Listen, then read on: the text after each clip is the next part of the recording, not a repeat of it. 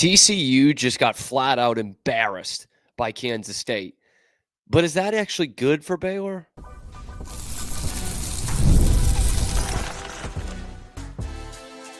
You are Locked On Baylor, your daily podcast on the Baylor Bears. Part of the Locked On Podcast Network, your team every day.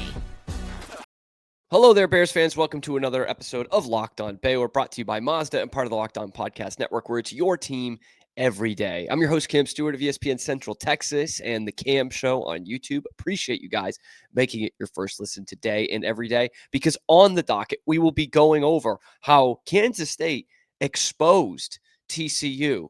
Or maybe TCU just had a bad day. But either way, it was bad for Baylor's next opponent. But is that even good for the Bears? Let's settle the age-old debate. Plus, Baylor hoops.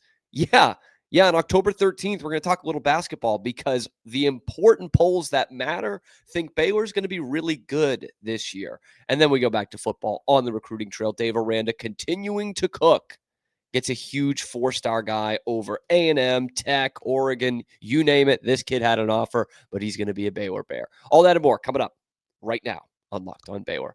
Of course, if you're watching on YouTube, I do have to apologize. I always do this. The Locked On Baylor Road Show is truly in effect. We're on the road. I'm in a hotel room. I'm trying to make the lighting work, but this is the things I do. These are the things I do. As I mentioned, I got the wedding this weekend. So on the road, apologize if it looks bad. But let's talk about TCU Kansas State, because what an interesting game that was. What an interesting game that was on Saturday, because I'm sitting here in this very hotel room watching it before we got to go out, and I'm like, man, midway through the second quarter, and it's nothing.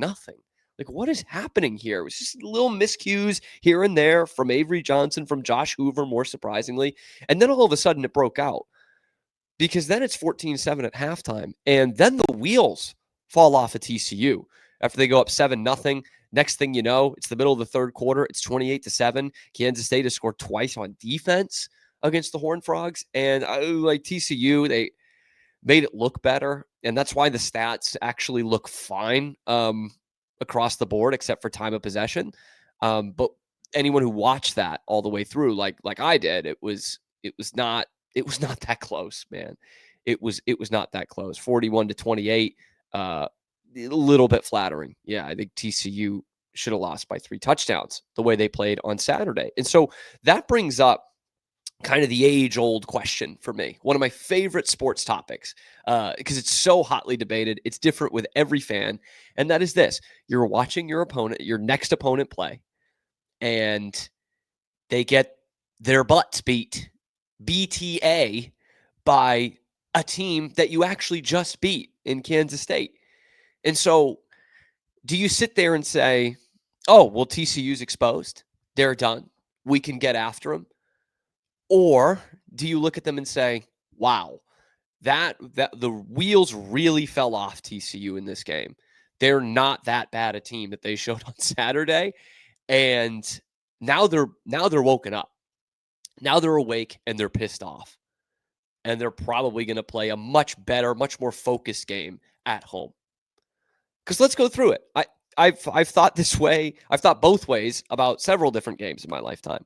But the way I watched this TCU game, it really was just TCU beat themselves in a lot of ways. Like, no disrespect to Kansas State, because clearly they are turning things around, and that should make you feel a little bit better about that game last week. That was too close for comfort. You had to come back from 14 down in the fourth quarter. Like, you should feel a little bit better about that from the fact that TCU, that Kansas State was looking better going into that Baylor game and looked much better than they have all season in this game on Saturday against TCU.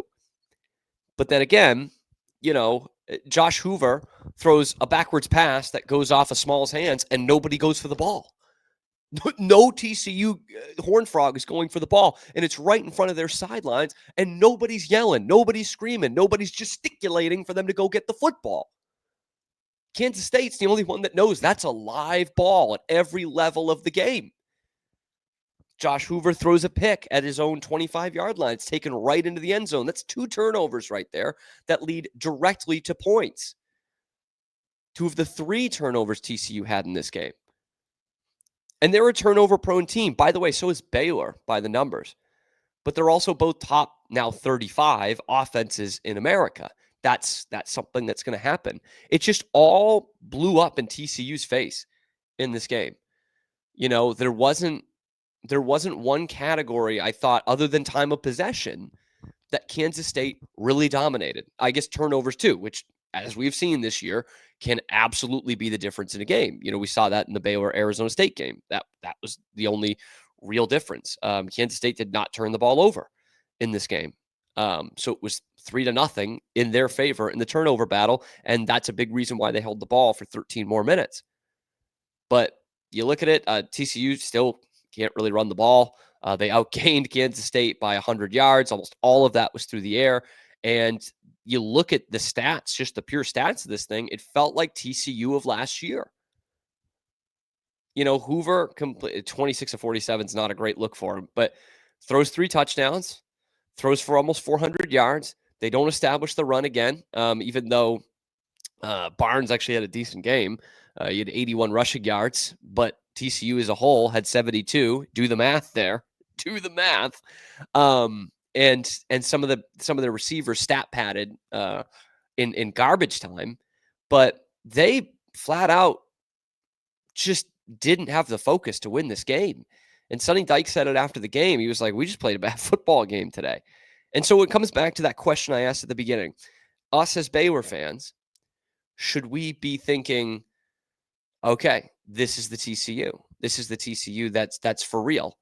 Or should we be thinking that was a slip up and now they're going to be really angry going into a home game against their biggest rival, whom they always play pretty well against?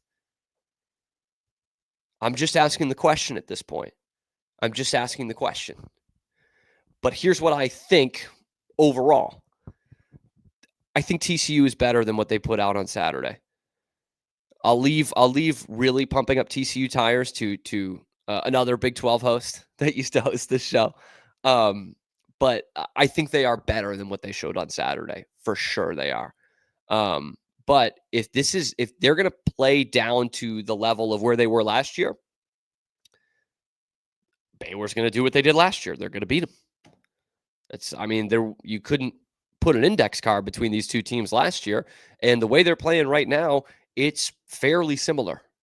It's fairly similar, right? They've both got the same record.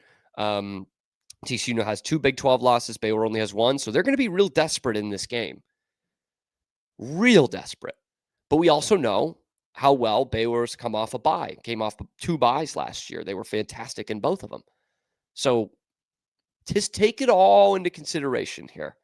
I've just thrown a lot at you to kind of come to your own conclusion here. All I'll say is this, from my opinion. I don't think TCU is going to play that poorly again. I just don't think so. But that's now a good thing that you're coming off of a bye and have had the time to prepare, because TCU is not going to play that poorly again, I don't think. And I don't know if Baylor's defense can force the issue quite like this improving Kansas State defense could. But if they can get a couple turnovers, then yeah, that's how you stop TCU. Anyway, I do want to know what you guys think about this. So does this worry you that they're going to be awake next week against Baylor? Or do you think that this was an exposure of TCU and that Baylor, coming off a bye week, should be able to expose them again?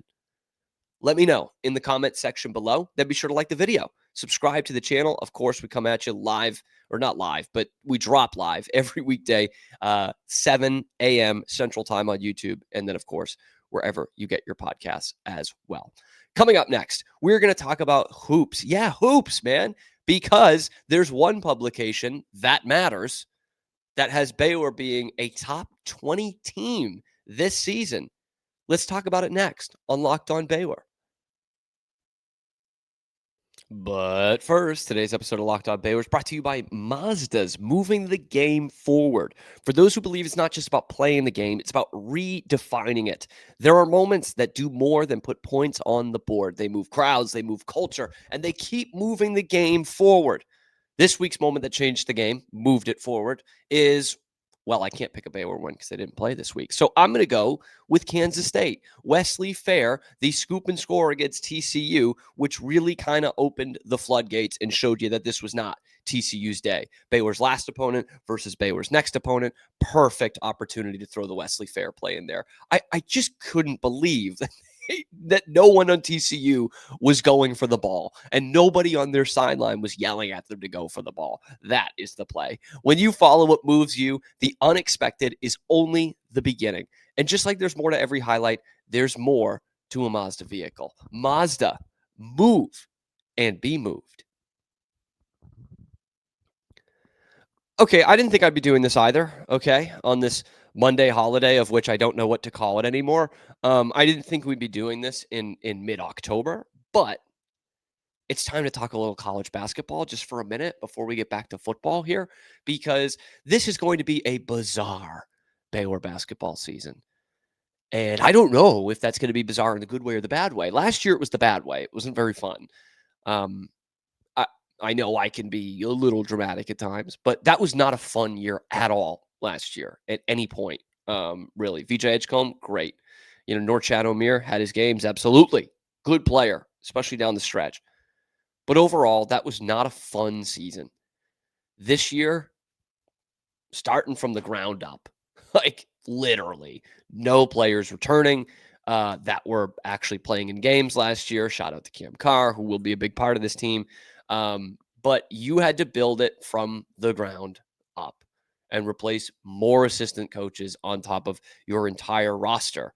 So I think a lot of you watching that have followed along during the summer and seen in the spring mainly and seen how they've done in the transfer portal. And we've had some experts on to talk about this team. I think a lot of us think that they should be competitive. By that, I mean, I don't think they're going to win the Big 12 championship or anything. I doubt they'd even finish in the top four. But they should be a decent team. And if you're a decent team, and obviously in this conference, you make the NCAA tournament. That didn't used to be the goal. The last 6 years or so, that has not been the goal, but maybe that's the goal for this Baylor team. KenPom, whom they're the rankings that we go off of all year. They have all the models and the statistical data and all this. Like KenPom is the real rankings. We say it all the time during the college basketball season. Well, they have done their preseason rankings, and it's not a top 25, it's a top 350. I think they start with 80, but according to KenPom, your Baylor Bears are going to be a good basketball team. And by that, I mean they're going to be a top 20 team. Wow, look at this beautiful bottle if you're watching on YouTube.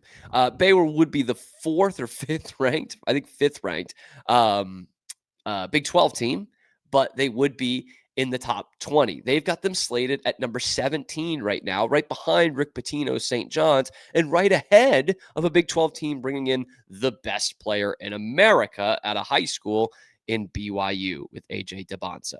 But there they are. You got Houston number 1, you've got Tech up there at number 12, and then Iowa State. Like those are, so Baylor would be 5th. Yeah, because Arizona's 15. Those are all terrific teams that I would have told you would probably finish ahead of Baylor this year.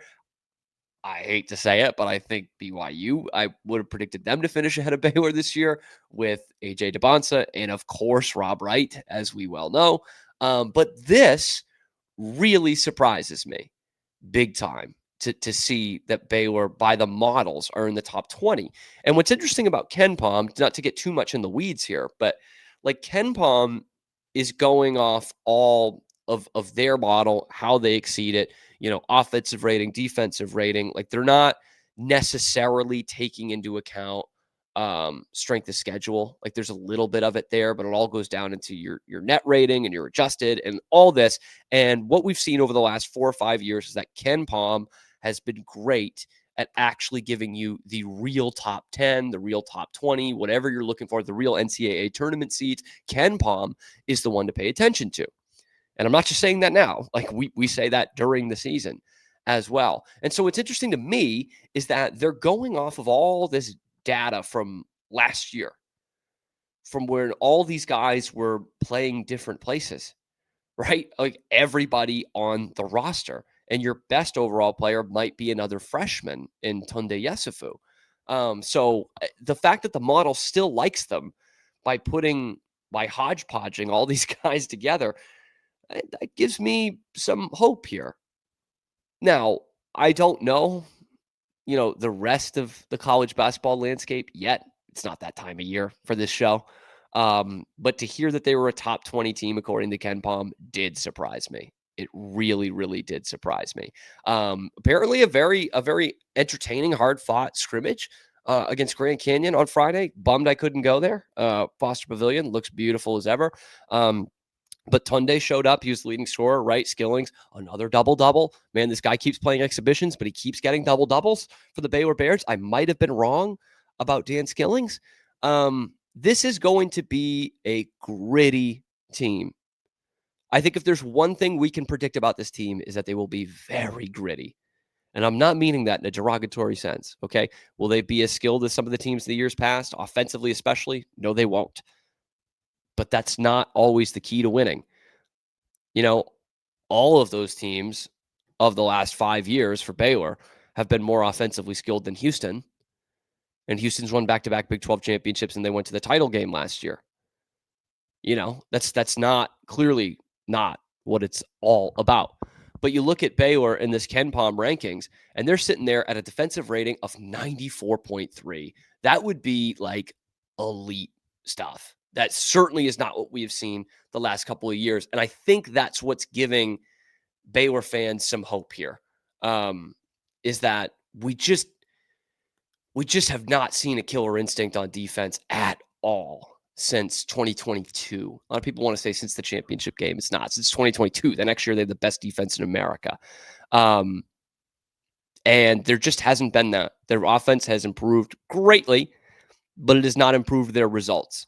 So Baylor is a top 20 team. If they're going to actually be in the rankings and actually make some noise in the Big 12, that's where it's got to start. And you've brought in some guys for it, right? Caden Powell from Rice, the Waco kid. The Waco kid. That makes me think of Gene Wilder. But he's a Waco kid. He played at Midway. And that guy is more versatile than you think defensively. Jocelyn Bodo, who didn't play in this game on Friday against Grand Canyon, was the 2-time SoCon Defensive Player of the Year. Like, that dude is a menace down low. Like, talk about someone who can alter some shots. He is absolutely that. And Baylor hasn't had that. You got it a little bit with Yves Missi for sure. He was a stout shot blocker and everything. It took him a little bit of time to kind of get that going. God, what a player to watch though, man. I miss Yves Missi. Would have loved to have him on that team last year, but you've got some dogs defensively. And Obi Agbim coming from Wyoming wasn't necessarily that, but when I watch him play, I'm like, there's no reason he can't be a really good defender. No reason he can't. It's going to take some buy-in. And I think that's why, again, to bring it back to the point here, a lot of Baylor fans are going to be excited in that it's going to look like Scott Drew teams from 10 years ago.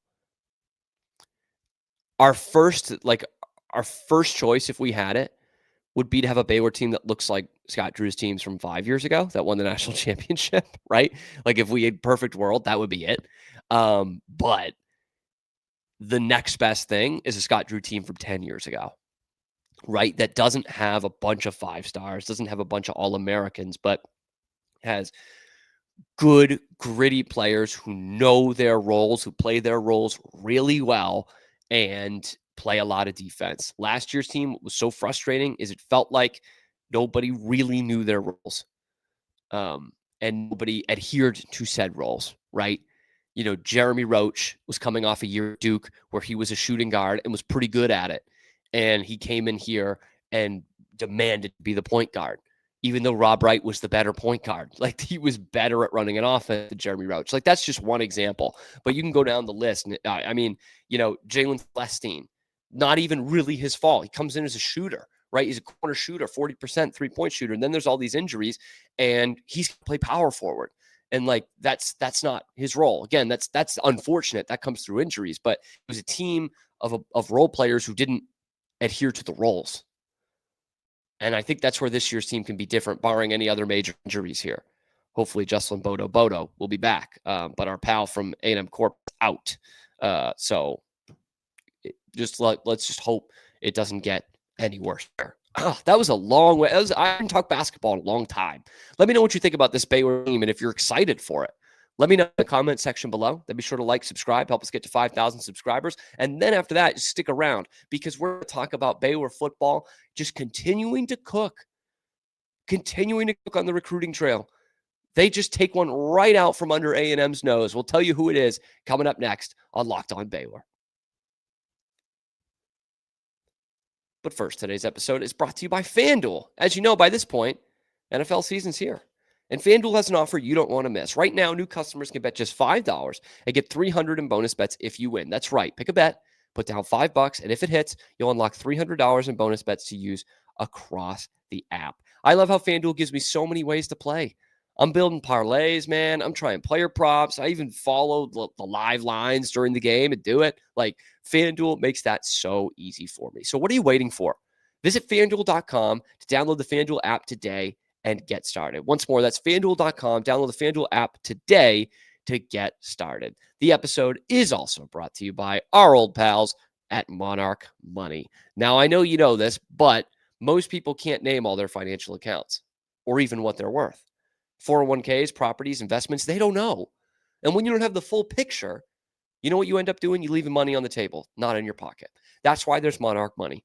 It's an all-in-one personal finance tool that brings your entire financial life together in one clean, easy-to-use interface on your laptop or your phone, which I know we all have. It's built for people with busy lives. If you've put off organizing your finances, Monarch is here for you. You can maximize investments, increase your savings rate, easily review your finances with your partner and or your financial advisor, keeping a clear view of your financial health week to week and long term. So don't let financial opportunity slip through the cracks. Use the code LOCKEDONCollege at monarchmoney.com in your browser for half off your first year. That's 50% off your first year at monarchmoney.com with code LOCKEDONCollege.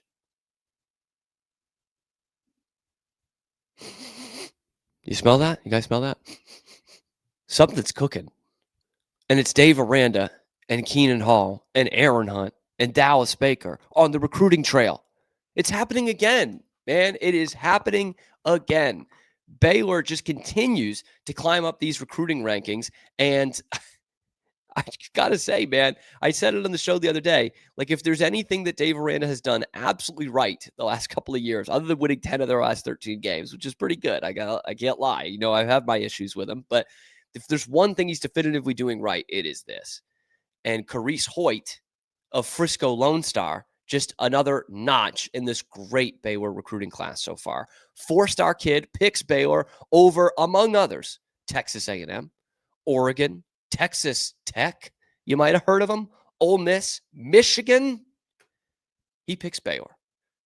Class of 2027 guy, so it doesn't obviously affect this 2026 class that Baylor's already really, really cooking in and is third in the Big 12 and top 30 in America, but it's setting a heck of a foundation for that 2027 football class after this momentum that you're building. It's two commitments in the 2027 class. So I want to get that out of the way. Like, this is not, I'm not saying we're like, oh, now you're going to have a top 5 class in 27. Like, very early days, right? Carice Hoyt and Devontae Kirkland, who's coming from University High in Waco, the defensive back, are the two commits. A 3-star, a 4-star. They are top 20 in the 2027 class. But really what I love about this is how it continues the momentum from 26, which is continuing the momentum from 25. That's where this whole thing turned around. Like, we saw it turn around on the field last year in the 6-game win streak. And if Baylor could do something similar to that coming out of this bye week and be a 9 or 10 win team, which I think is possible, even with this difficult schedule, I think it's possible, then you're talking about real momentum. Then we're talking about better momentum than anybody in the conference not named Texas Tech, which is a sentence I didn't think I would say at this point last year, but it's also a heck of an accomplishment if that is the case. But now we're getting into a lot of hypotheticals. Let's get into the cold hard facts of this, and that is that Carice Hoyt is a baller. an absolute baller. Wherever you put him, he is a baller. As a sophomore last year, he was playing mostly quarterback. Just one of those ATH, athletes, right? 3 syllables, athletes. Played quarterback last year, completed 69% of his passes. Very nice. 32 touchdowns on the year. Threw for 226 yards a game. And he's not even a quarterback, guys. He's not even a quarterback. This year, he's not playing quarterback. He's playing running back and wide receiver, which he did play a little bit of both of those last year as well. But this year, full-time, we've got a quarterback for you, Carice Hoyt, a Frisco Lone Star. You can play running back and you can play wide receiver.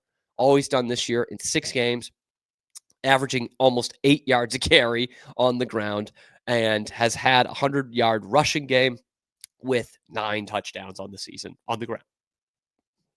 He had 20 on the ground last year, by the way. Quarterback, running back kind of deal.